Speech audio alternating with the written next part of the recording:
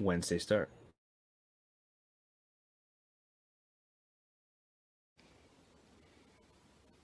Hey, yo, it's me, Pops Fan Marmalade, and you're watching the Comics-Related Madness Network.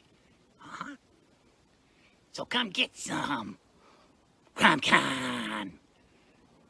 CromCon.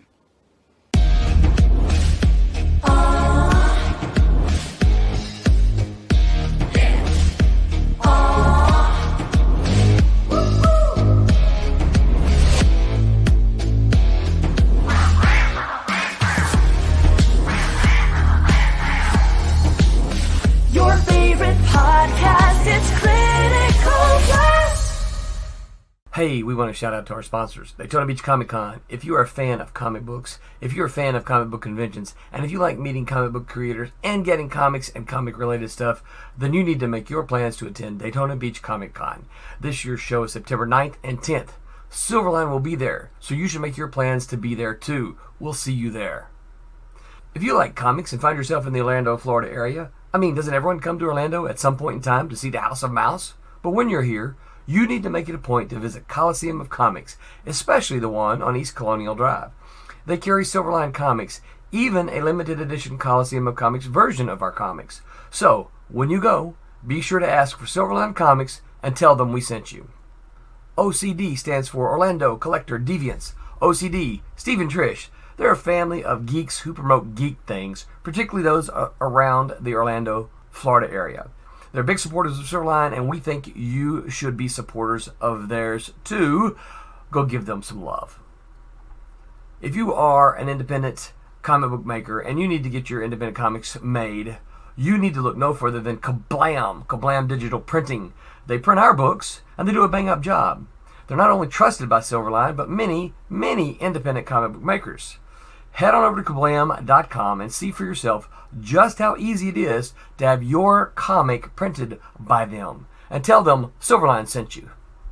Hi, this is Tim TK, host of That Silverline Show on Tuesday. Join us at 11 p.m. Eastern, 8 p.m. Pacific every Tuesday night as we discuss pop culture and the joys of making comics. And I'm Scott Wakefield, host of Silverline's Wednesday Wham, where we talk about comic books and all kinds of great storytelling, sometimes with incredible guests. And we want you to join us Wednesday nights from 8 to 9 p.m. Eastern. We'll see you there. I'm Roland Mann, and I host Silverline's Silver Sunday. Join me every Sunday at 8 p.m. Eastern as we make mine Silverline.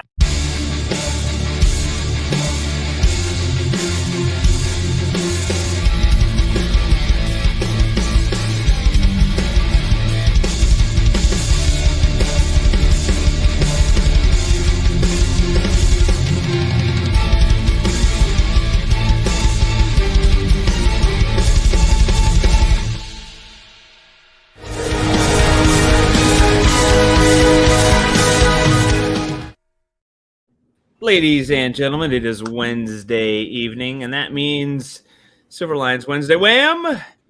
I'm your host, Scott Wakefield, and thank you, Rob. I am joined by Rob Davis, who is very excited to be here. I love that enthusiasm. And Barb Kelberg over there, hello. And down there in the corner, Mr. Rory Boyle, my partner in crime in the Steve Patriots world. Thank you all for joining us, and thank you all out there for being here tonight.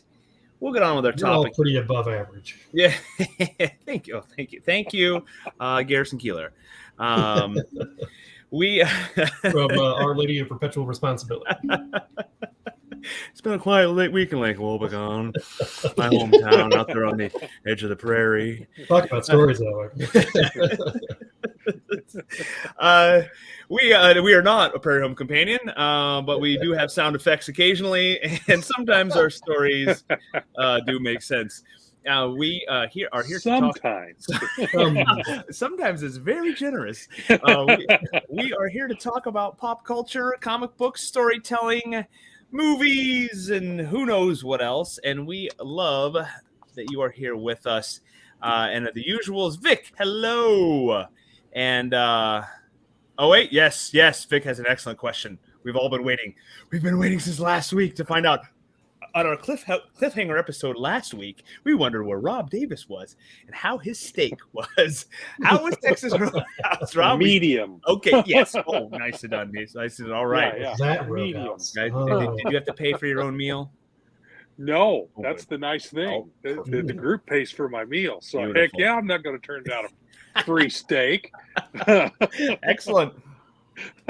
Yes, Rob was For good enough those to- who weren't here last week, I was in Davenport, Iowa with a group of golfers from the local college I drive for, and I couldn't attend the Wednesday Wham. But while we were waiting for dinner, I grabbed my iPhone and I stood in for a few minutes. So It was perfect. but they called me in and I had my steak. I know. the phone just dropped to the The floor. phone We saw his fell feet away, run by. yeah. Podcast? What It podcast? was just a view of the ceiling for the rest of the hour. Yeah, Rob was nice enough to join us. It was exciting. It was dynamic. He was moving. There was action. We saw the team there. They gave us a wave. They gave us a glowing endorsement of Rob and his bus driving skills. And some of them didn't even know what my last name was. They just knew me as Rob.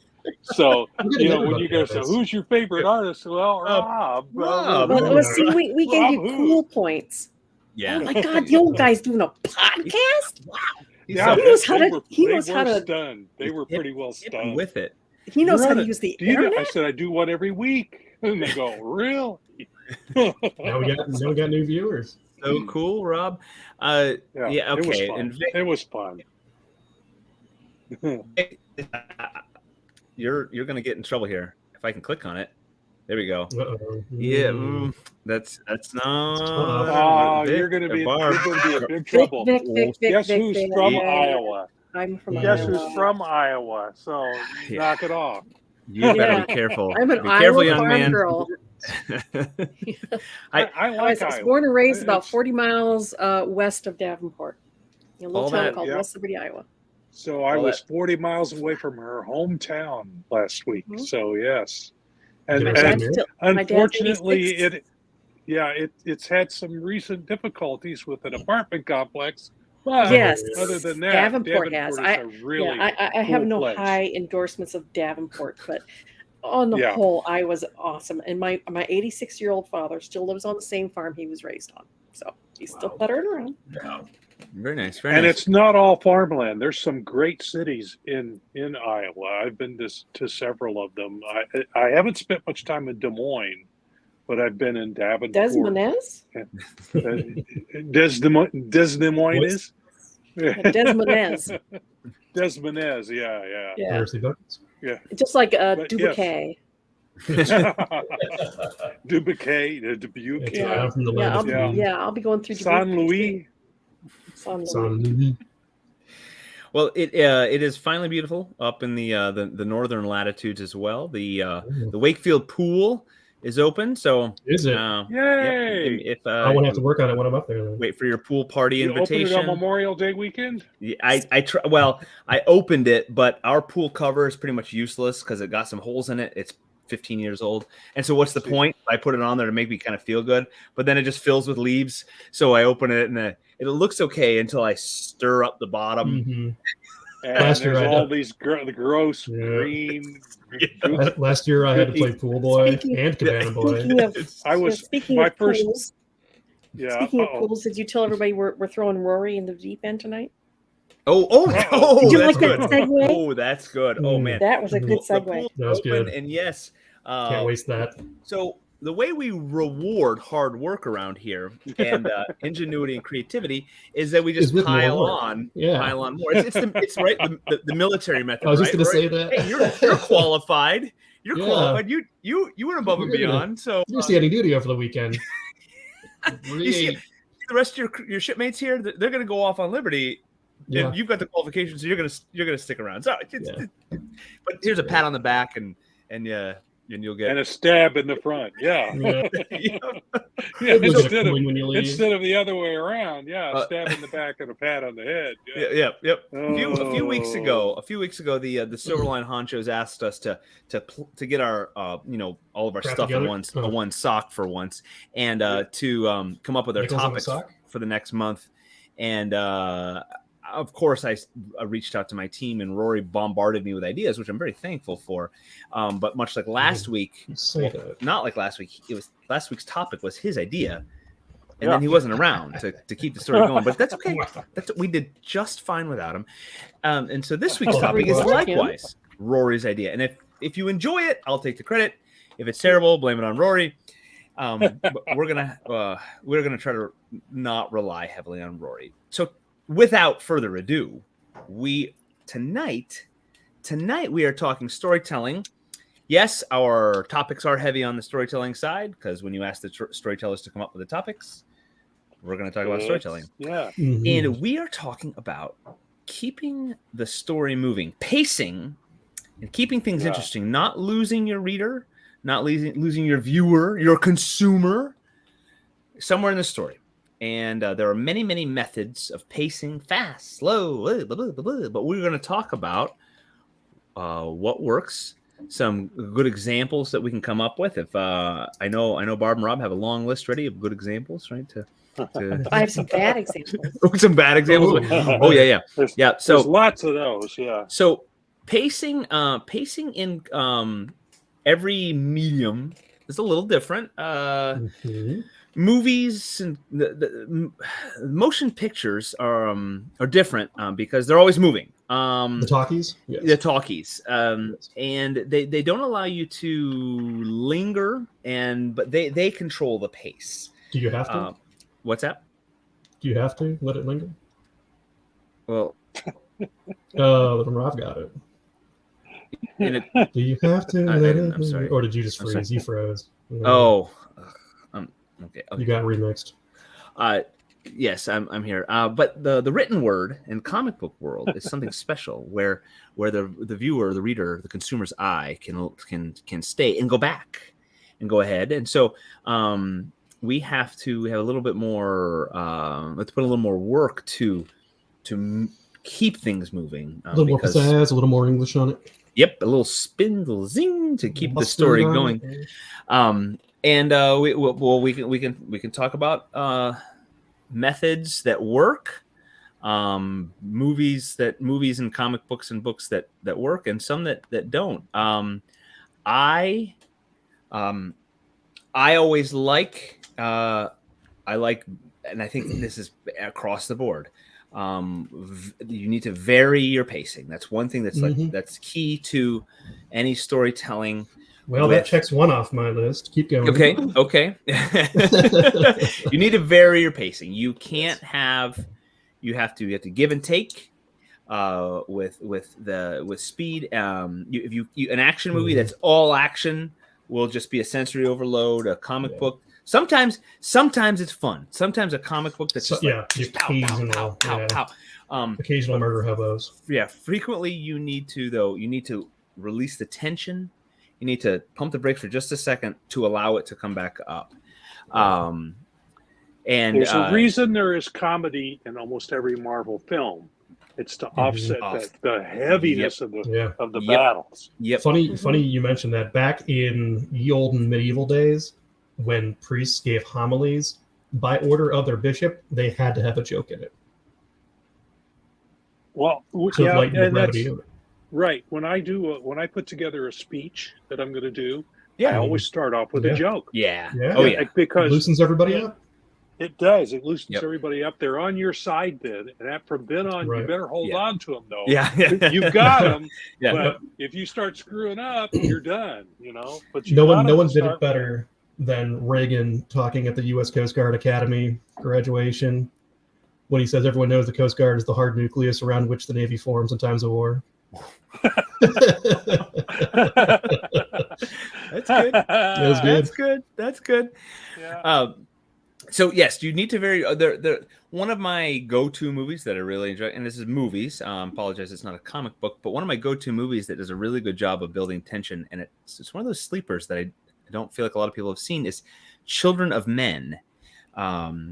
Early 2000s movie. Yes. Michael Caine is in it. But it's a pothead. What's that? He plays a pothead. Yeah, he does. He's not the main actor, and I'm totally blanking on the main. But I know that guy. Yeah, give me a second. And what is it, Vic? Yeah. We'll so, but that movie did a really good job of having that filming long continuous takes and letting it go and go and go and go and unbroken. go and go and go. Yep. And it was really good at that. And then the first time I watched the movie, I wasn't even noticing that it was an uncut shot at first, and I was feeling I was like feeling it, like doesn't that feel something's like this movie something's grabbing my chest. Gotta let up. It's gotta let up. And So Clive Owen, thank you, Benjamin. Yes, we should have him on. Yes, it's a great movie, but it would build and then let up for you, and then and there's various ways of letting up that. And I talk about tension. It doesn't. I'm just saying varying. It can be tense to light, or it can be light to adding maybe a B plot or a change in location. To allow your characters to speak differently, to have a different topic. It's tough. It can be accomplished without it. It can. I'm thinking of The Road. Oh gosh, yes. That Talk one is about intense and sustained, and it's gray and dull and scary, but it's only like just ever so slightly staccato with a flashback. With a just and then pinprick of a flashback. The occasional moment of happiness for the two of them, for the dad and the son. That's a movie that I torture myself with watching just about once a year. I've read the book multiple times. You gave me the book, yeah. Oh, that's Sounds so depressing. It is, but it's so good. It really is. And no lie, Barb. If it's worth reading. End of the world. I'll buy it for you and send it to you. We think does he ever say what happened? He sees fires. I think there's either bombs or I don't know. It's like a nuclear winter. But it's never outright stated. And it's a son and a dad walking south. They got all their worldly belongings in a grocery cart, and there's people out to kill them and steal them and take their stuff. And it's just a dismal scene. And there are moments of love. Lifelong depressive that does not sound like a good idea. It's tough. Moments it where won't, the father put you in a happy place. Yeah. And the son, the bonding moments, and there's moments of light, but it's a rough book. It's tough. But comedies too generally mash in. They have to have a problem, and so it'll be a mix of the problem, and then the levity. And usually the levity isn't so always to propel the plot. Like Lucy eating bonbons. Yes, that is exactly. Fantastic. Yes, that is. Yeah, she was trying to keep her job, but then the problem was conveyor belt kept speeding up. Yep. All action. Vic saying destroy was all action, and it did work. I am not familiar with that. I will have to look that up. And then, I've heard of it. I haven't seen it, but yeah. Yeah. Okay, so how do you keep up the pace when you have a shit ton of exposition? That's excellent question. That's an excellent question. You keep the camera moving. Yeah, we're talking about in comics here. When in doubt, you keep the camera moving. Yeah, one of the 22 panels that always work, Wally-Wood. Yes, Wally-Wood. Yeah. One of the best examples I saw was I'm going to go harken way back to the beginnings of my fandom, was ElfQuest. When she would have these long exposition scenes, she'd have stuff going on in the background. Yeah, right. And it was like, what are they doing back there? And it was always some kind of playful something or other going on in the background, people sneaking around and stuff like that. And it would add interest to the exposition, or it would switch around in different viewpoints and stuff like that. So in other words, she was telling another story in the background. Yes, like a little. Yes, it was. There was a little subplot going on. A body language story. Yeah, there's a counter. A little subplot going on, and the foreground. Yeah, that's one way to do it. Yeah, I love that, and I'm throwing some of that into the next arc of Divinity. There you go. I had a friend in college the first time we were in this drama course. Because at the beginning of the next arc, our characters have to kind of bring our readers up to speed and like, okay, what can we do to kind of alleviate that exposition? Okay, we'll have Divinity getting into Olivia's bag and pulling out what is that? Sex feminine products? Huh? Feminine products? No, not sex maybe? products. No. No, no, no. Oh, no. Feminine products, not sex toys. It was Feminine a book. products. Yeah, What you was that? too. Oh, okay. Never mind. It was Me a too. book, Yeah. a cheesy book, a really cheesy book. Oh, okay. Oh, So and she goes, yeah. So why are they pull us doing this? And then, yeah, we'll have her get pulling stuff out of Olivia's bag in the back. Okay, that's good. Okay. So how our do you? final for this drama course was to give a soliloquy, I believe is Yes. Monologue. monologue. And my buddy got up there and he had there was like a baby grand piano on stage all the time, right? And he just went up there, took an ashtray out of his pocket, leaned on it, lit up a cigarette, and just started giving this amazing That's 10-minute long speech. And the professor's like, no. And everybody's like, ah! Well, one of my other go-tos is I do enjoy David Mamet's writing and his style. Mm-hmm. And he, as a playwright, lamented that you can't smoke. You can't have your actors smoking anymore because just like moving the camera angle, giving them something to do while they're either talking or to give them a break in their pacing, which is part of everything we're talking about. Pacing Betty Davis goes into play. You get something to do. Mm-hmm. I mean, you get Sherlock Holmes with a pipe, not the modern crumble patch. Actually, I like that. I like that Sherlock show is good, but it was good. He didn't smoke a pipe. He did in one episode. Yes, true. Yeah, he did have that. Give them something to do. And Vic says here, Bloodshot through an exposition while he jumped around sneaking into a building. Yeah, you can. That's why it's also difficult to leave a character alone, because you either have to have them thinking or talking to themselves.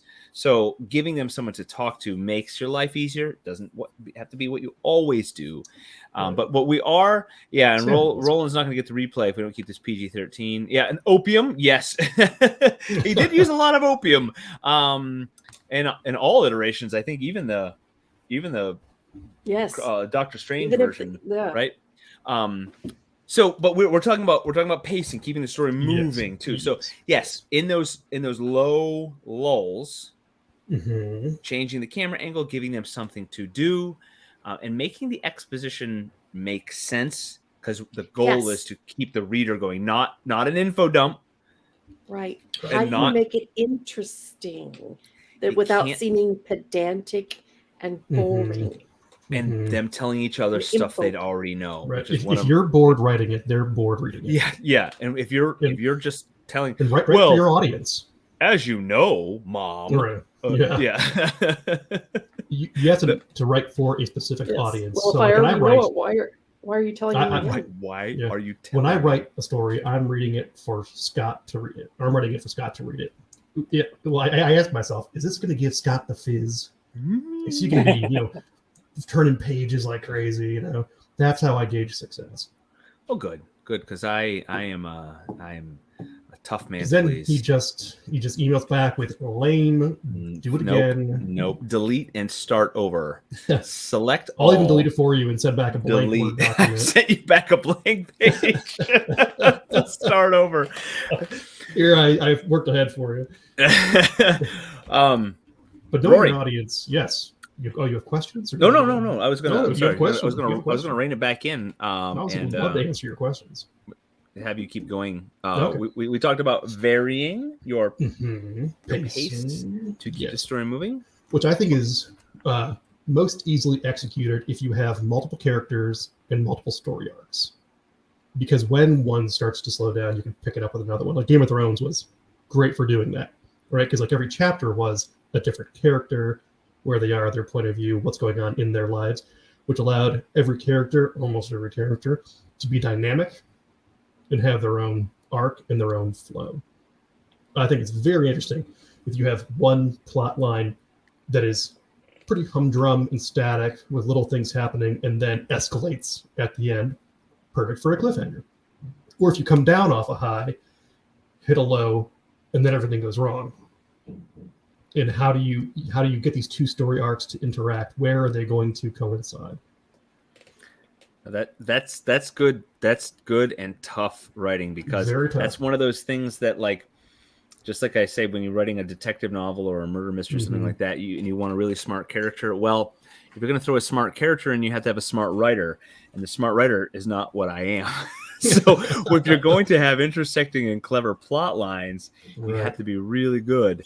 And that takes a lot of skill, and I question my ability to be able to do that. Even if you're not going to do that, if you're just going to have one major plot line and one arc the whole time, you're still going to need plot points to hit.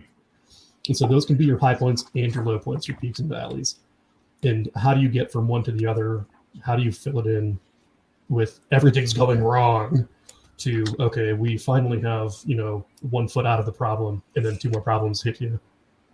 Constantly keeping things dramatic is another way to go at it. Cliffhangers at the end, always. Yeah, you're making excellent points about the. I do like the compounding problems, because if there's not problems, there's not something to overcome. Fix. Yeah. There's really not much to move the story forward. A lot of, and I'm sure there's lots more examples, but it's a lot of romantic era books didn't seem to really have problems. It was just people sitting around and talking to each other and gossiping, and a lot of exposition. A lot of cucumber sandwiches in tea rooms.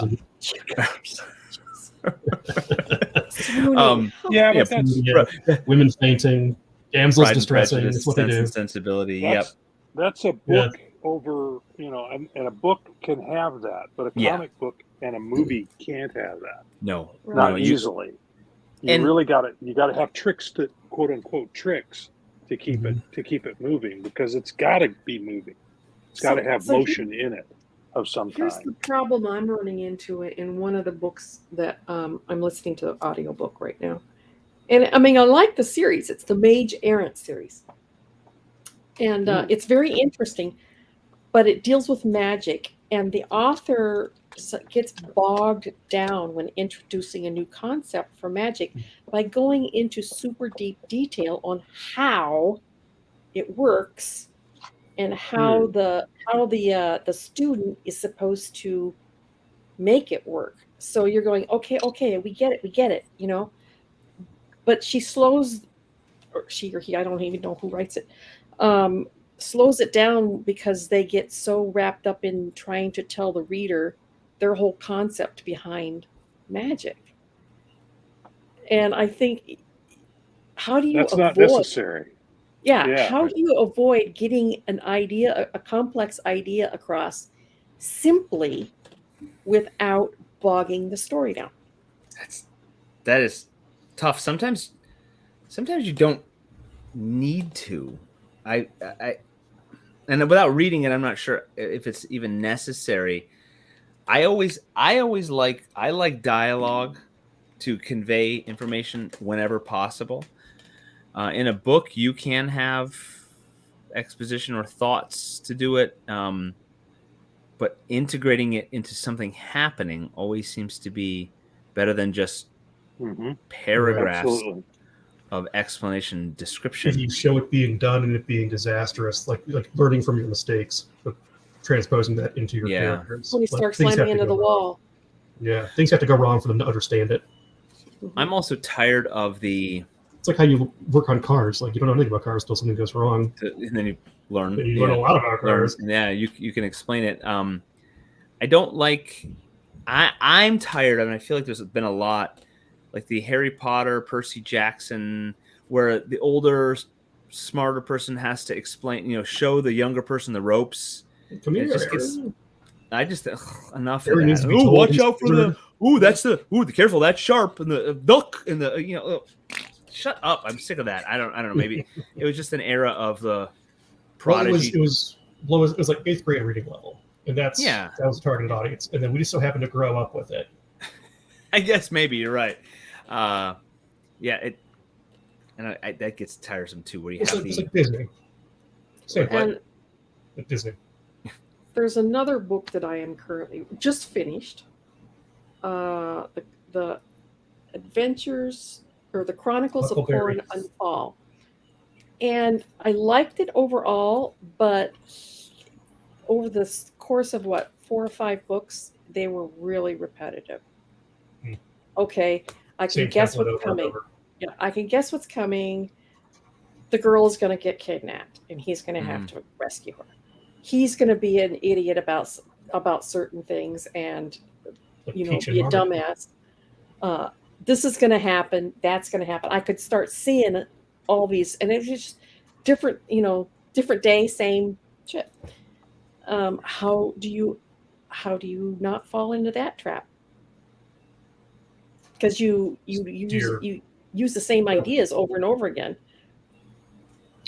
That's the whole thing about modern writing, is that there are no new ideas. How do you dress it up as something else?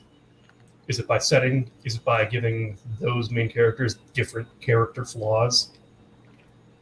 Because character flaws can drive story too, because that's what makes something go wrong. But don't you want your character to get better? Isn't it supposed to be a progression? Depends on which character. If it's a character flaw, and you're always going to expect this character flaw, doesn't it become pedantic at some point? Yeah. Oh yeah, this is what's going to happen. He's going to do this because he always does this. Well, I would maybe say yes if it's your main protagonist, but if he's surrounded by other people that are static, that just drives that drama, that makes the person reading it go, oh, why can't everybody see this? It's like having that bad guy you love to hate. Yeah. Just why can't you just see it this way? But no, that's not real. Yeah, And you people- want your that's characters drama. to grow though and get past some of those flaws, because Yeah, then they become protagonist, too your predictable, protagonist. and then you become bored. Or if you have a side protagonist that is static and then gets a little bit better, then relapses. Oh, that gets at people's craws. Yeah. What was I watching? What's that show that takes place? Here, this is a good clue. It X-Files. takes place in England. Oh, Gosh, I know that one. Grantchester. seen it 100 times. Cornwall. Penny What's the Dreadful. guy? No. He's one of the dwarves in the Hobbit. Geez, Yeah. I can't. Hobbit. Why can't I Hobbit. come up? Yeah. Really? Anyways, Sweet. he's Richard doing. Armitage. Yes. Yeah. What's the Ooh. show? Oh, I know which No. show you're talking about. Doc Mart. Brent will know. Brent, what's that Brent show that knows takes place in everything. Cornwall, England, in the early 1800s? The show. Poldark. Poldark. Great That's- show. yeah, My there mom you go. loves I was that gonna show. say. He does a good job being a good husband. The love of his unrequited love from before his marriage is still present in his life. She has remarried. He is married. And then mistakes are made later on. So, as Rory was saying, you know someone has flaws. They overcome those flaws for quite a while, but then having them come crashing back to earth is an excellent plot device to make the story make you go and pull your hair out and be angry even at your hero. Like a relapsing alcoholic. Exactly. Late. I was watching Manifest, which I guess is wrapping up in season 4 this summer. But one of the characters is an alcoholic, and he's been fine for a long, long time, and everything piles up. And it's good because they keep throwing in little clues, like this sideways glance at a thing, and a suggestion. He's got to take a breather and take a step back, and you can feel it building. Like crap, is he gonna? Iron Man had that too. Iron Man has lots of Cartoons. problems. He's got lots of problems. Extremis was good. Yeah, and so that's another great way to keep the story moving. If you're dangling this problem, the reader, the consumer, the viewer is going to say, "Oh no, I'm going to turn the page to find out is that going to be ruin?" Would you file that under cliffhanger or just drama? That's good. Cliffhanger. I feel it. Yeah. I feel like cliffhanger needs to be a cliff. Prolonged.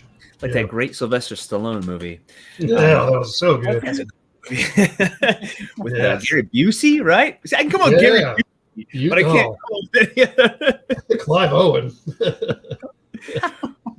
Brent, we've been talking about pacing, keeping the action moving, and we've talked about varying the the pace varying, the action or whatever varying, like drama to comedy, and then maybe suspense to relieving the suspense. Straight up murder. So, what sort of plot devices do you like to use or like to view in your stories? Bar fights.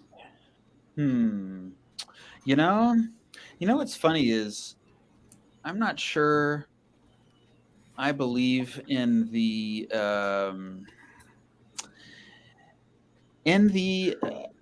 running to action as a way to keep something moving forward. Sure. I was like, have you guys been reading Moon Knight recently? No. It's not bad. Okay. And, okay. I mean, the first few issues, a large part of it is Moon Knight literally lying on a couch talking to his therapist. Okay. And I actually counted out the pages once. There was once a scene that was there were like 5 pages, nothing but him on the couch, just talking. And it still wasn't bad. And there was, and I'm thinking to myself, we're talking about Moon Knight, right? So, and yet, I find that the kind of plot stuff I like to develop is inherent in the story and doesn't necessarily need action to carry it across, which is interesting because I just finished up the script for Kalis issue 3 of Achilles Has Landed.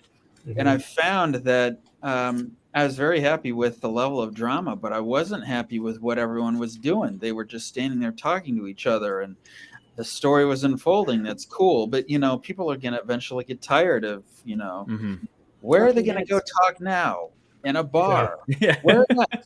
In an open field. And after a while, you got to get something else to look at. Aaron Sorkin, they have to talk and walk all the time, around a corner, around a corner. Get hand up, sign something. Can you imagine an Aaron Sorkin comic? Just walls going by.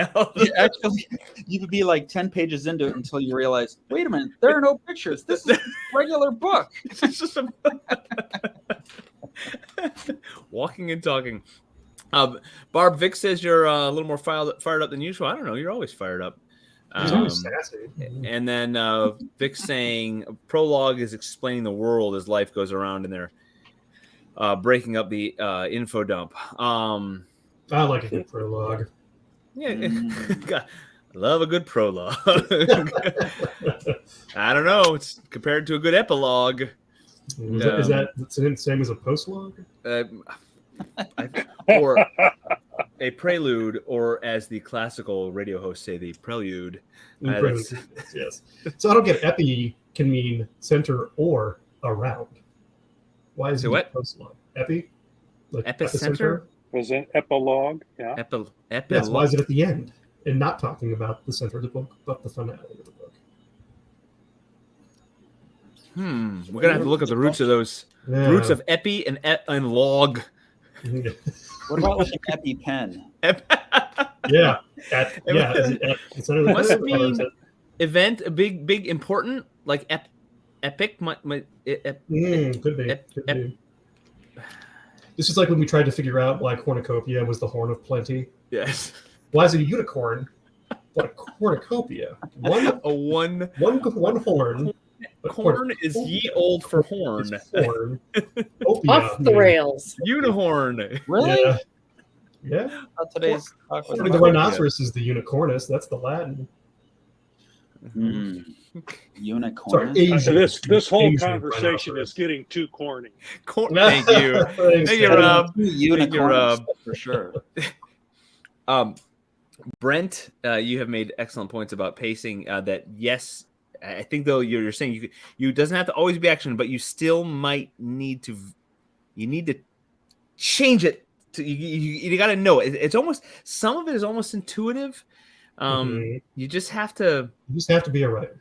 Yeah. Well, you got to. I think something that helps is, and this is something that I'm still learning, but like when like this the first page of the new issue of Kalis I was writing had two guys trying to blast off from the planet that they're on, and they're going more power, and I have like 7 panels, and they're faster. Give it off. He's got Captain.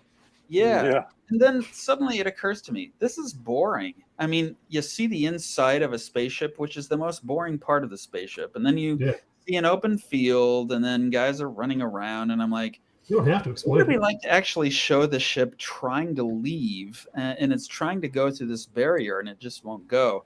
And I'm like, well, that sounds more interesting. Why don't I just shake up the visuals? And that's almost like this thing I'm thinking, why don't we just do that from now on? If I got to have people talk, that's fine. But if they have something cool to look at, that's even better.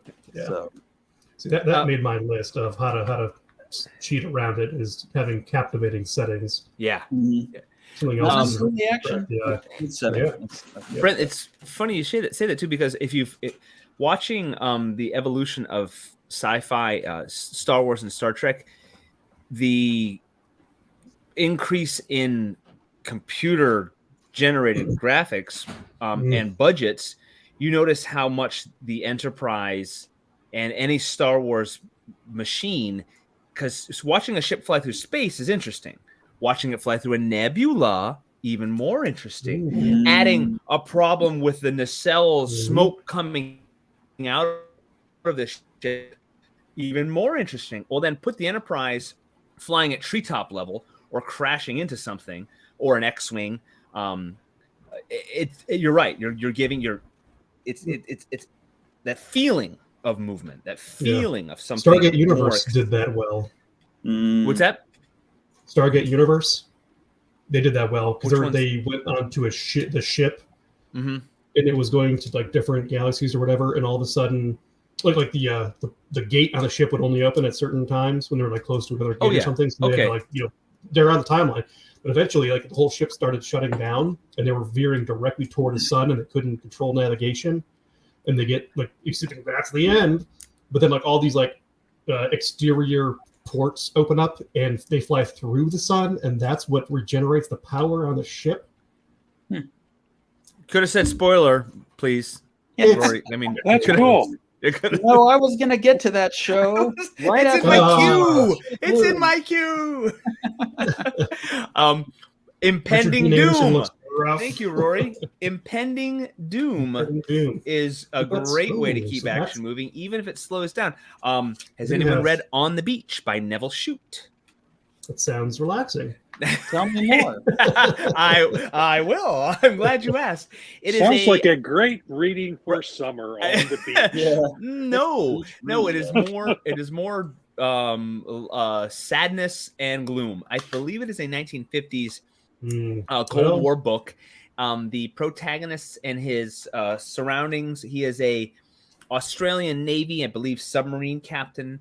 Nuclear bombs have gone off in the higher latitudes. Doom and gloom. Yeah, I know. It is kind of my motif. And the atomic death is swirling the planet, and there are radio reports that it has reached this place, and people are just keeling over because of it. A good show. So they know the doom is coming, and it is their life leading up to till they all keel over. So that sounds exciting and fun. That's a David Bowie song. 5 years. There are I can't go for Leibowitz. Obscure. Nobody got it. Yes. Okay. No, reminds me of that Twilight Zone episode where the Earth has shaken out of its orbit and is starting to move into the sun, and everyone's like, ah!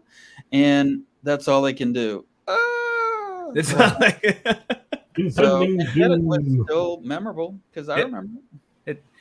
Also, maybe in putting your story also into bite-sized chunks too, which is this is just like varying your pace too, because Twilight Zone, Alfred Hitchcock Presents, keeping it from getting that long middle, the slow middle, where people are plotting. Which, I mean, but it's, you know what though, for all these rules and ideas we come up with, we have examples like Lord of the Rings where there's a lot of walking. A lot. But you have to know those. You have to know the rules, and then you can break them. That's why with Shakespeare was so successful.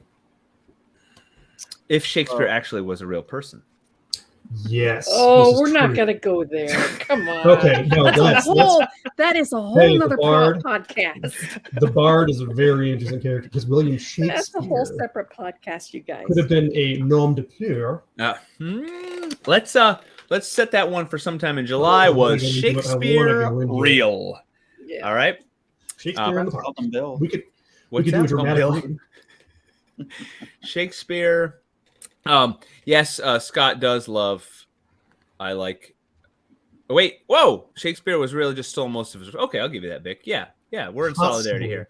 I do love me some nuclear holocaust, any kind of holocaust. Vic, you're gonna love A Canticle for Leibowitz. And Vic said, who's off the rails? Barb's off the rails. And She-Hulk is apparently doing great with pacing. And I like Shakespeare. But I know you were trying to.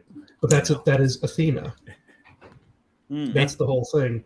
Athena, the goddess, was the patron of drama and the theater because it started in Athens. Okay. And she wore a golden helm that when she wore it allowed her to look like somebody else, like an actor would. When her nom de whatever was the spear shaker. Nom de plume. Was the spear shaker? Well, she was the spear shaker because that was her weapon. She had a spear. Did she have a spear and magic helmet? William means golden helmet. Boy, I think we're doing some really good conspiracy theories going on. So William Shakespeare, golden helm, spear shaker. On tonight's episode of Coast to Coast AM, Rory talks Shakespeare conspiracy theories. If you're east of the Rockies, dial 800 west of the Rockies. We should do a whole podcast. First-time callers. Call in with the truckers. Wow, yeah, we should do a whole podcast on writers' conspiracies, Shakespeare and whatever other ones that are J.K. Rowling. Supposed to be ghost writers. A Rowling. Oh no, that Ghost Rider, the TV show. Harry Potter was the boy who lived.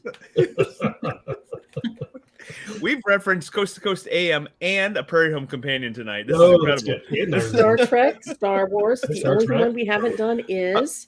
Let's see. The pacing of James Bond starts off with action. Action. And boom, right out of the gate, and then ends with a little cliffhanger or resolve, and then we get the and then we get the guy. That's the micro dirty jobs podcast, and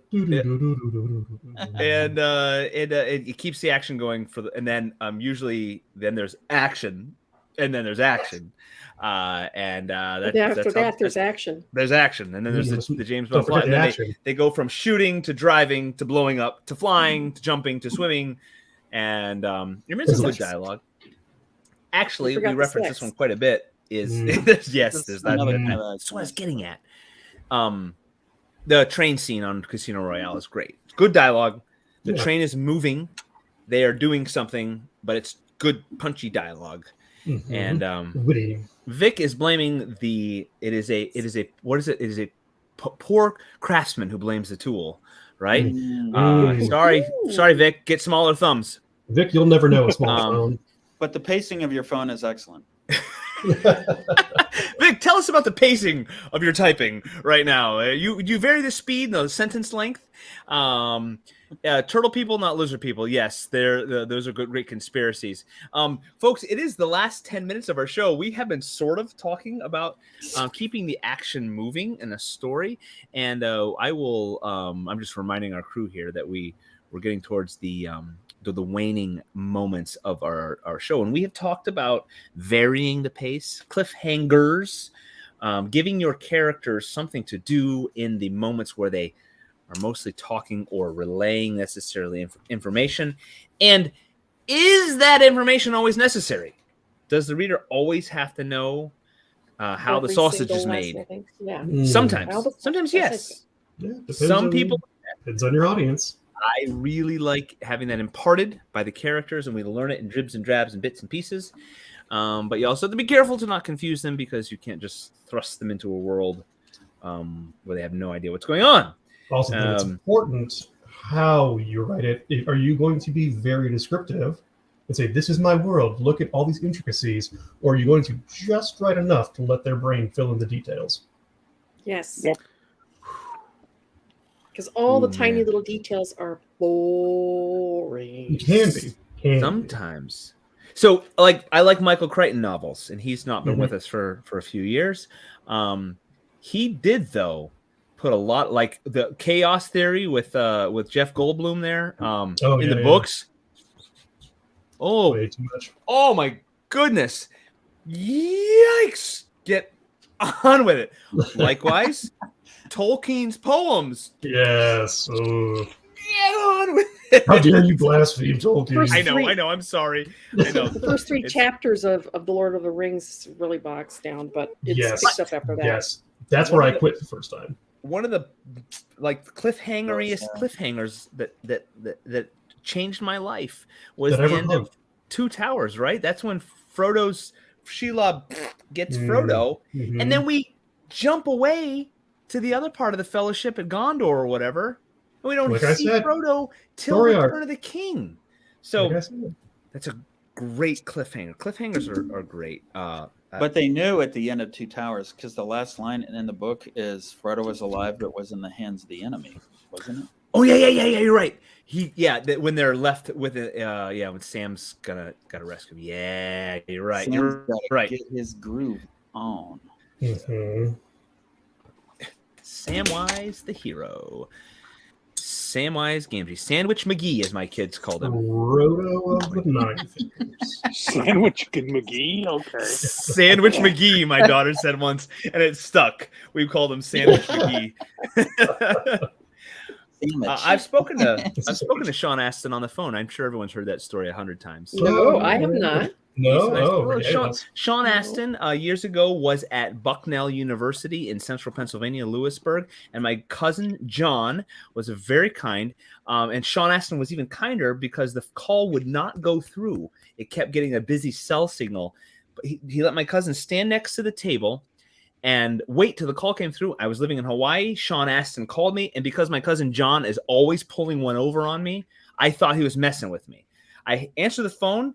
Hey, Scott, this is Sean Astin. I'm here with your cousin John. And I said, yeah, right. Oh, hi, Sean. And he's like, no, this is Sean Astin. And then I believed him. And we talked for a while. Little known fact, Rory, he was in a Coast Guard public service announcement to wear your life jackets. I do remember that. As a kid with his mom, Patty Duke, and his stepfather, John Astin. Oh, yeah, Gomez Adams. Gomez Adams, the original. Yeah, I love John Astin. He was in tons of stuff. He was character actor in a lot of great stuff. In Briscoe County Jr. Great. Remember that show? That was a great show. Sean Astin called me, and I met Mary and Pippin in Kailua, Hawaii.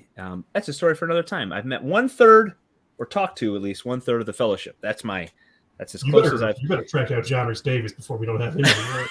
You know what? He was in Western New York at because he was doing he's done he's read the Bible. If you can get the audio Bible with his voice, it's awesome. And James Earl Jones, and James Earl Jones. I don't know who's better, John Rhys Davies, but if you want to listen to the Bible, there's a John Rhys Davies version, and he was at one of the he was nearby to promote it, and I missed it, and it made me really angry.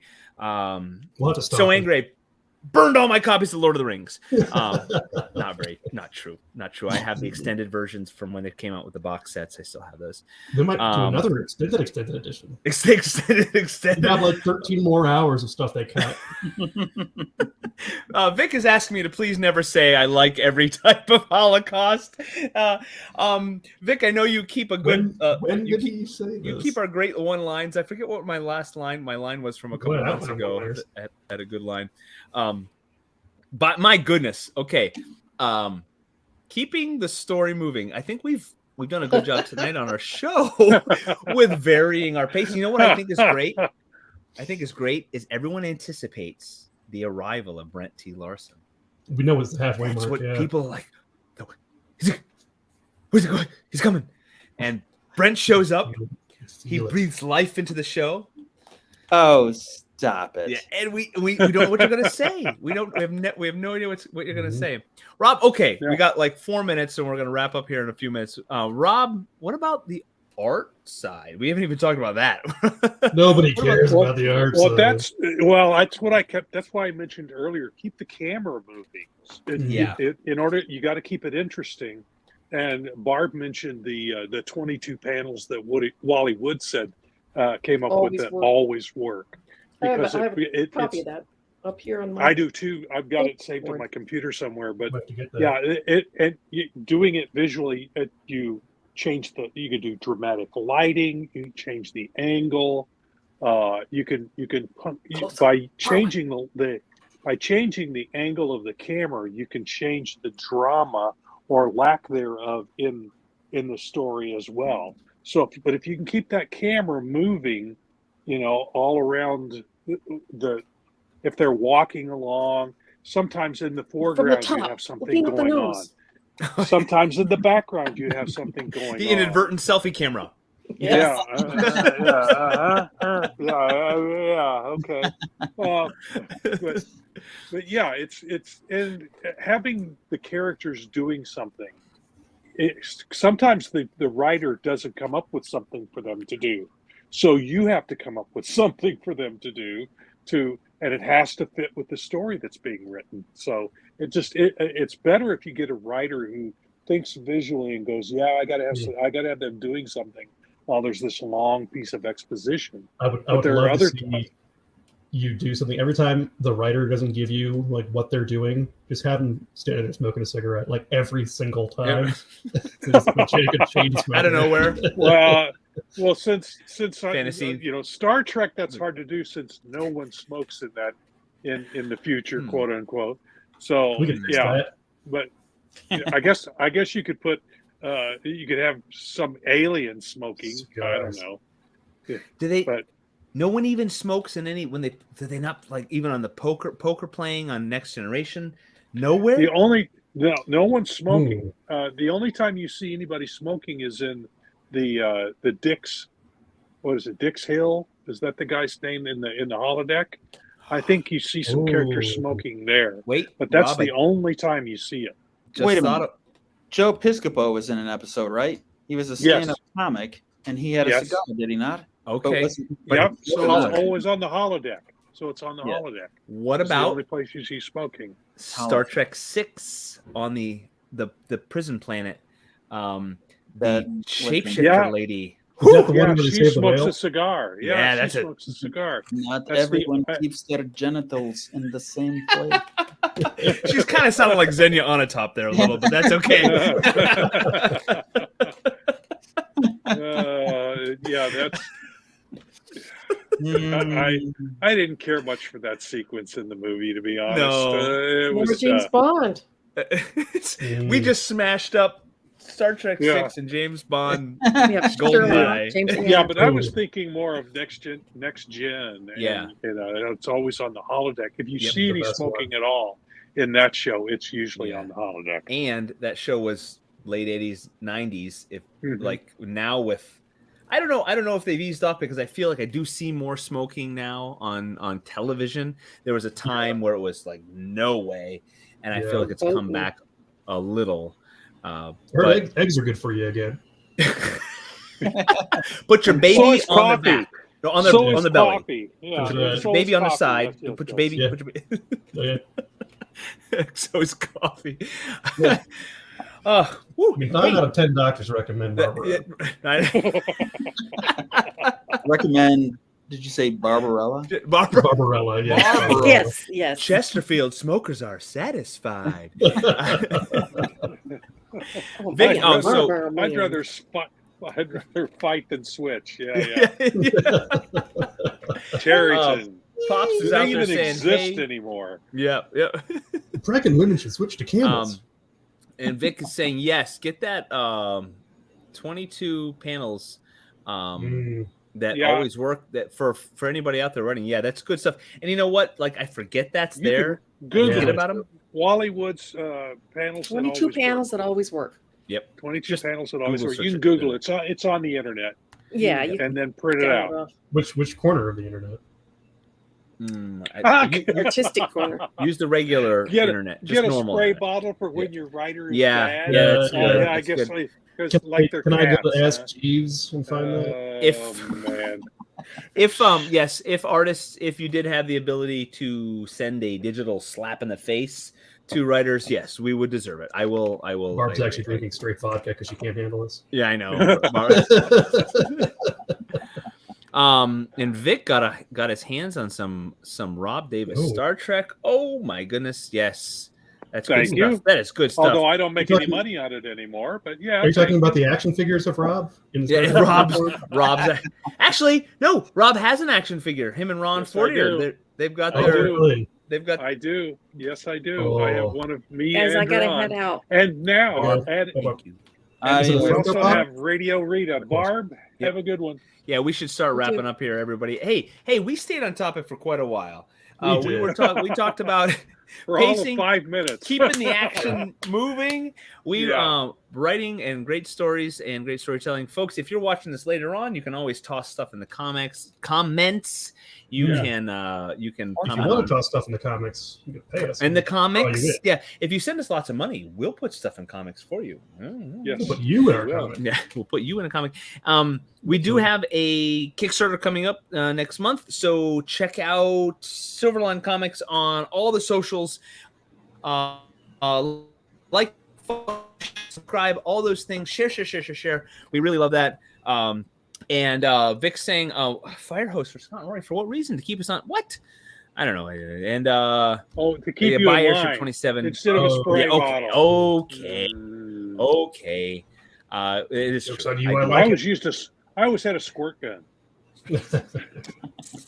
for the cat to keep it in line.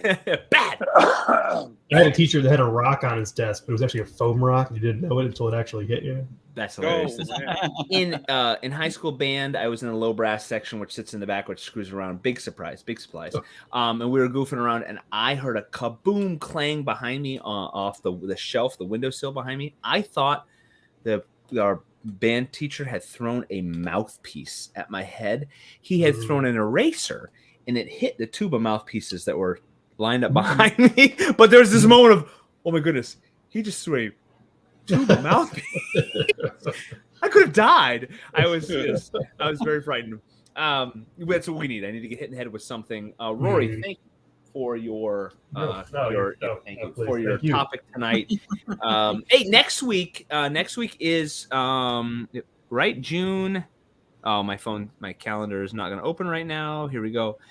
June 7th, if you all recall, a couple weeks ago, we had Chad, Corey, and Matt Went to talk about Sons of Ashgard and their storytelling. We're going to have them on again because they were such awesome guests. We love them. It was a great show. We may even extend in a little time to give them more time to talk. Yes. They were fantastic. We want to promote their story. Their book is out and purchasable. So we're going to talk with them next week. And